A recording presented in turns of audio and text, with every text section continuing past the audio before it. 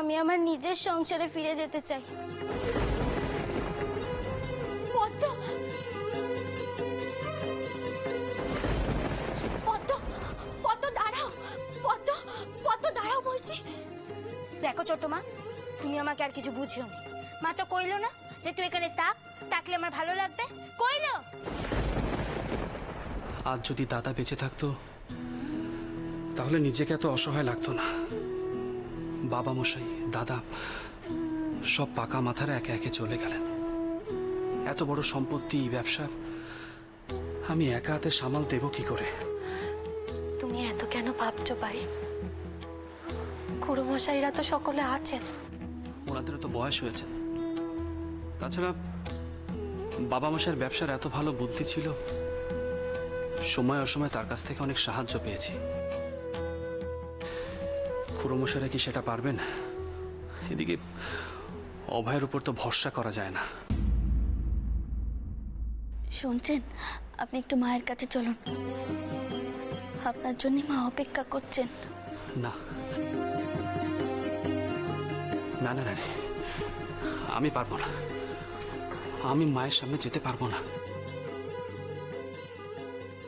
মায়ের ওই রূপ আমি কিছুতেই দেখতে পারবো না। তা বললে কি হয় ঠাকুরপো? এমন শোকের দিনে তুমি মায়ের পাশে না দাঁড়ালে আর কে দাঁড়াবে বলো? তুমি তো মায়ের একমাত্র সম্বল। কিন্তু মায়ের ওই বৈধব্য রূপ, তুমি তো আমাকে ওই সাদা তানের বেশে দেখতে চাওনি, কিন্তু তোমাকে তো দেখতে হয়েছে। বিধির লিখন কেউ কন্ডাতে পারেনি।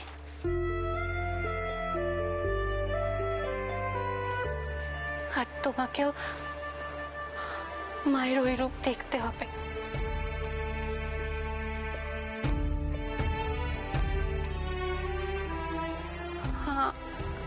আমি জানি তোমার খুব কষ্ট হবে, কিন্তু তাও তোমায় দেখতে হবে ঠাকুরপো।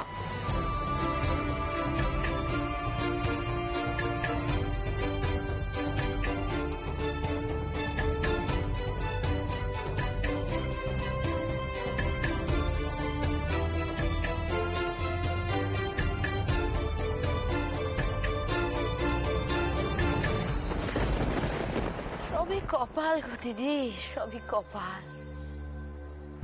বংশধর বংশধর করে বটঠাকুরের মনে সভ্যতা ভয় ছিল। এই বুঝি গোড়ারা এসে সব সম্পত্তি দখল নেয়। চন্দরের একখানা বেটা যদি থাকতো তাহলে কি আর বটঠাকুরের এমন অবস্থা হতো?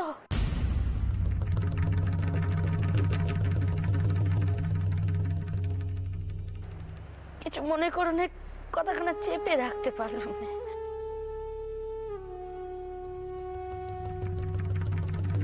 একে একে তো দুখানা প্রাণ এভাবে চলে গেল।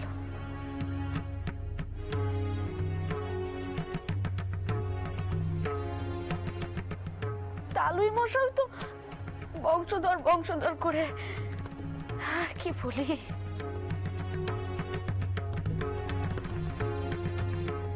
চন্দ্রের বউ যদি একখানা বেটা দিতে পারতো তাহলে কি আর এইভাবে সবাই চলে যেতেন?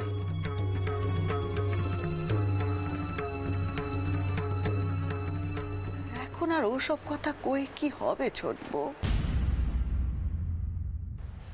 অনেক করেছি, কিন্তু যা কপালে নেই তা কি আর হয়?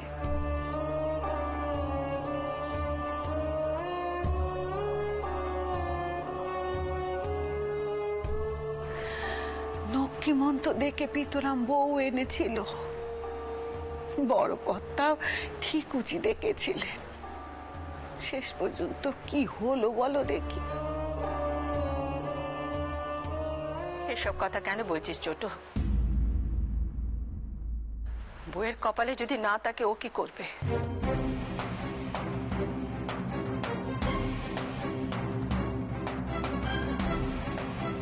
টাউট দেবতা তো কম করেনি। ফুল ঠাকুমা,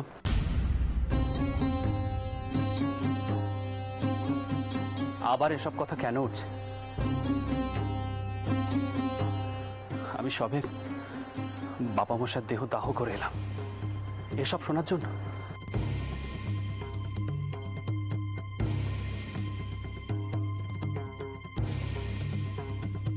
আমি নিজেকে সামলাতে পারছি না, অথচ বাড়িতে এসে আমাকে এসব কথা শুনতে হচ্ছে।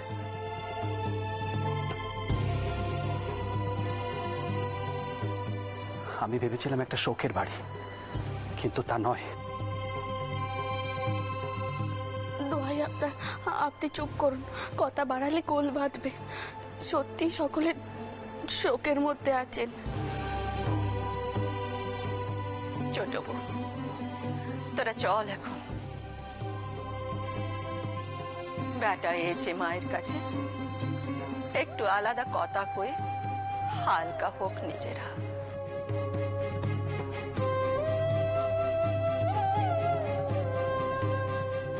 আমি একটা কথা কয়ে দিল, ছোট বউ, এ বাড়িতে এ ধরনের কথা আর কোনোদিন হবে না।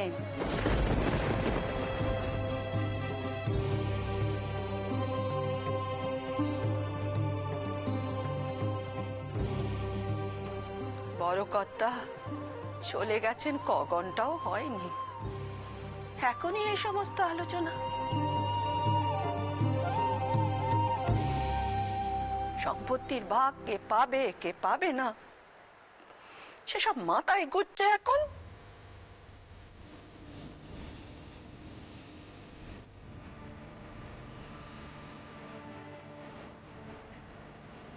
ভীষ্মা, আপনি এসব কি কথা বলছেন? কিছু মনে করবেন যে? মনে করার মতো কথা হলে মনে করবই বটে।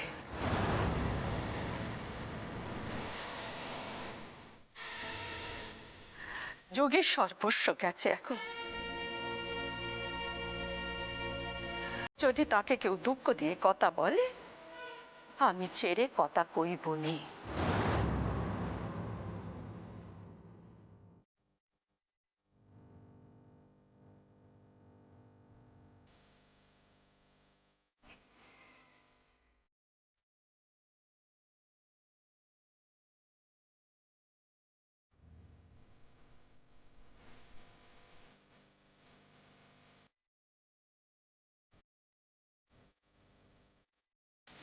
চন্দর, যা মায়ের কাছে গিয়ে বস। যা বাবা, যা। তোরা সব চল, আয়।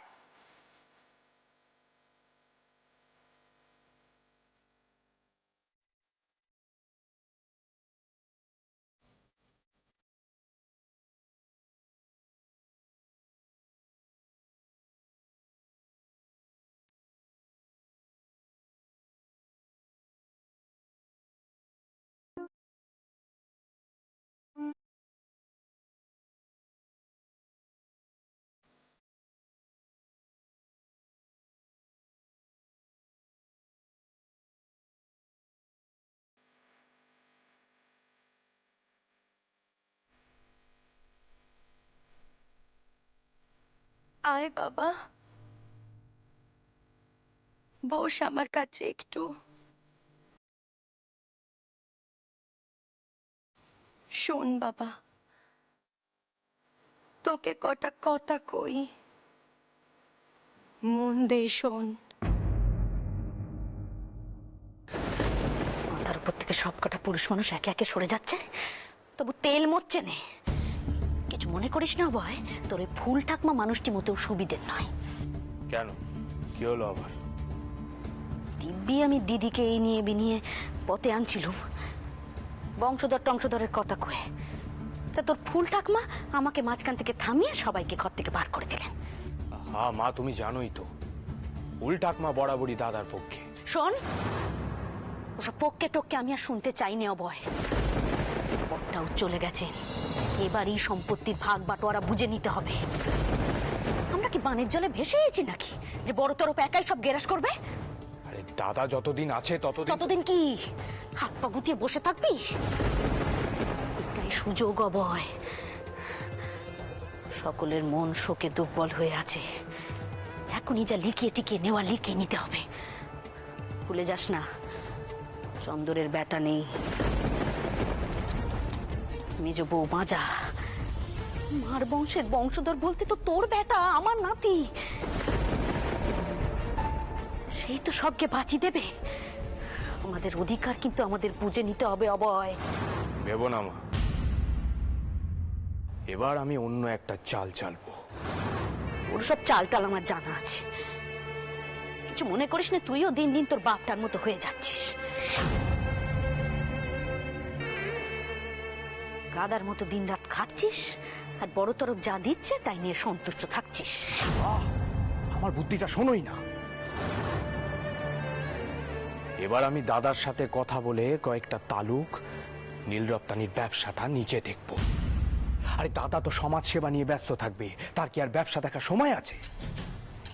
এই সুযোগটাকে কাজে লাগিয়েই জমিদারি আর ব্যবসাটা হাতের মুঠোয় করে নেব। পারবি পারবি অবয়? বড় তরফের সব ব্যবসা নিজে করে নিতে পারবি? আরে পারবো পারবো, পারতে আমাকে হবেই মা।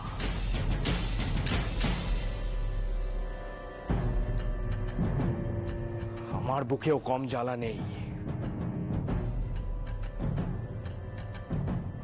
কূট বুদ্ধিতে যে দাদা আমার কাছে ছেলে মানুষ, এবার সেটা প্রমাণ করে দেব। তবে মুখে দেখাবো যেন মাথার উপর দাদাই আছে।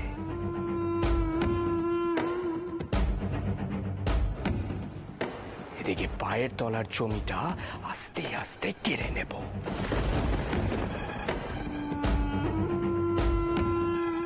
জ্যাঠামশাই থাকাকালীন যেটা করতে পারিনি, এবার সেটাই করে দেখাবো।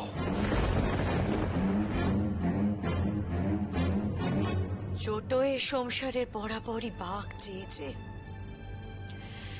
সম্পত্তি বাঘ হয়ে যাক, ছোট সব সময় সেটাই চেয়েছে।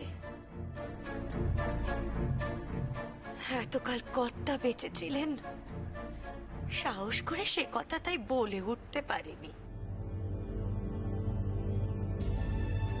কিন্তু বাবা, এখন থেকে এই সংসারের মাতা হলি তুই। এই সংসার এখন থেকে একা হাতে তোকে সামলাতে হবে বাবা, মনে রাখিস কথা কানা। নানা দিক থেকে নানা কথা উঠবে ঠিক, তুই সব সময় তোর মাথা ঠান্ডা রাখবি। তবে তুই কোনো চিন্তা করিস না বাবা, ছোট বৌমা সব সময় তোর পাশে আছে। তোর বাবা মশাই বলতেন, ছোট বৌমা হলো স্বয়ং মা লক্ষ্মী। আমাদের ছোট বৌমা হলো একেবারে যেন দশভুজা। হ্যাঁ বাবা, যখনই কোনো অসুবিধায় পড়বি ছোট বৌমার পরামর্শ নিবি, দেখবি সব ঠিক হয়ে যাবে। আমি এই সংসারের দায় দায়িত্ব সব ছোট বৌমার হাতে যে দিয়েছি বাবা। না বাবা না, কাঁদিস রে, কাঁদতে নেই, মন শক্ত কর চন্দর।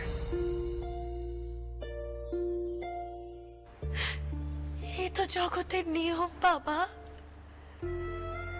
বাপ চলে গেলে ছেলে সেই সংসারের হাল ধরে।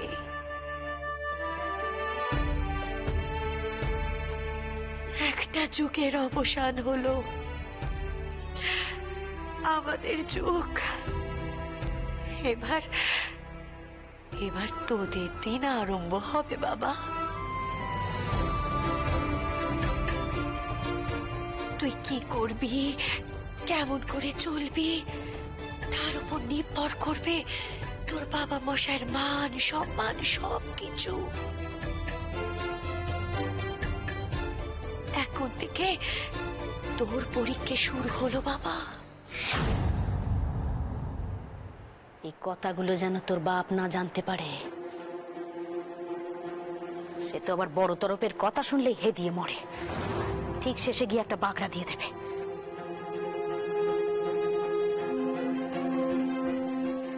আগে সবটা হাতের মুঠোয় আনতে হবে।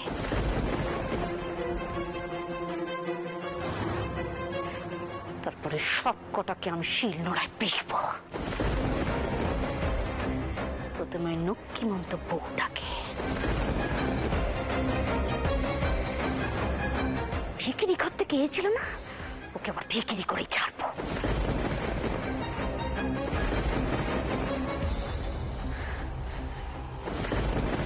যাকে তুই দাঁড়া, আমি তোর জন্য একটু শরবত করে আনি। কে কে ওকে নিল?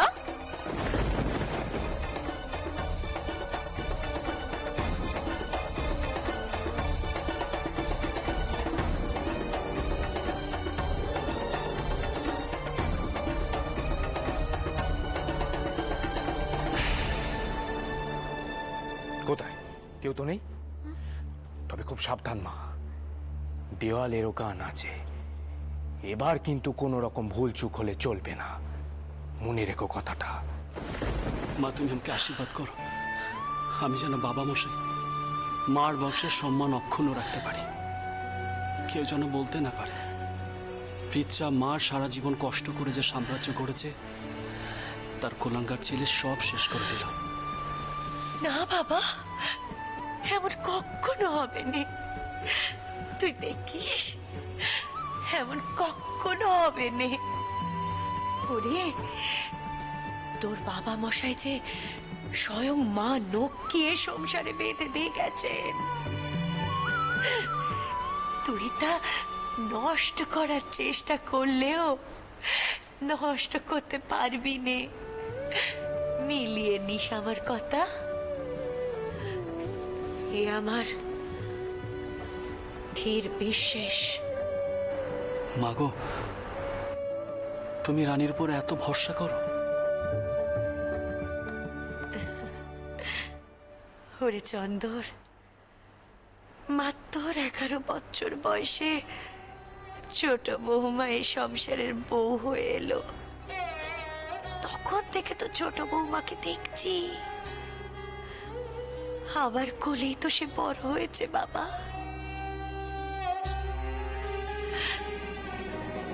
আমি আমার ছোট বৌমার উপর ভরসা করবো না তো আর কার উপর ভরসা করব বাবা? ছোট বৌমা আমার সংসারের মা নক্ষী।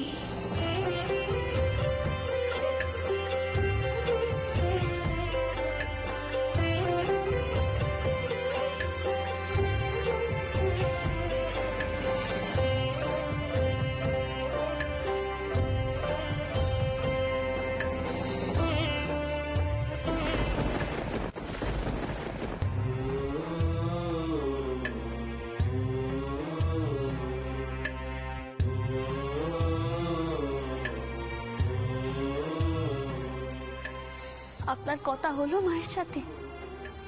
আচ্ছা, মায়েরও কি মনে হচ্ছে বেটা হয়নি বলেই এমনটা হলো? কি মনে হচ্ছে এমনটা মায়ের? রানী, আবার এসব প্রসঙ্গ কেন উঠছে?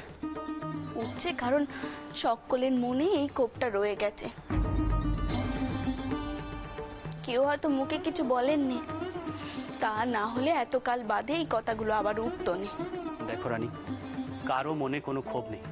আচ্ছা, তোমার এত বুদ্ধি আর তুমি এইটুকু বুঝতে পারছো না যে ছোট খুড়িমা কেন এসব প্রসঙ্গ তুলেছিলেন? মাধবের নামে সব সম্পত্তি লিখিয়ে নিতে চায়। আমাদের অসময়ের সুযোগটা তারা নিতে চান। ফুল ঠাকুমা ঠিকই বলেছেন, উনি মানুষ চিনতে ভুল করেন না। জানো রানী, আমার মনে হচ্ছে অভয় আর ছোট খুড়িমা এই সম্পত্তি নিয়ে বড় কোনো গোল পাকাবে। কিন্তু আপনি যা করবেন বুঝে শুনে করবেন। ছোট তরফ বলতে কিন্তু শুধুই ছোট খুড়িমা আর অভয় ঠাকুরপো নয়, সেখানে কিন্তু বাবা মশাই স্নেহের পাত্র রয়েছে, তার ছোট ভাই। সে কিন্তু বাবা মশাইকে খুব ভক্তি শ্রদ্ধা করত, বাবা মশাইয়ের নির্দেশ মেনে চলতো। তাই কোনো সিদ্ধান্ত নেওয়ার আগে তার কথাটা একটিবার ভাববেন। কিন্তু রানী, বাবা মাসার রক্ত জল করায় সম্পত্তি, এই সম্পত্তি যদি আমি রক্ষা করতে না পারি তাহলে বাবা মশাই স্বর্গে গিয়েও শান্তি পাবে না। এই সম্পত্তি রক্ষা করার জন্য আমি যে কোনো সিদ্ধান্ত নিতে পারি, কিন্তু যা করবেন মাথা ঠান্ডা করে করবেন, রাগের মাথায় কিচ্ছুটি করতে যাবেন না। আপনার রাগ হলে কি হয় তা তো আমি জানি, তাই জন্যই কথাগুলো কইছি। কিন্তু অভয় যদি এই নিয়ে কোনো বাড়াবাড়ি করে তাহলে ওর কপালে দুঃখ আছে।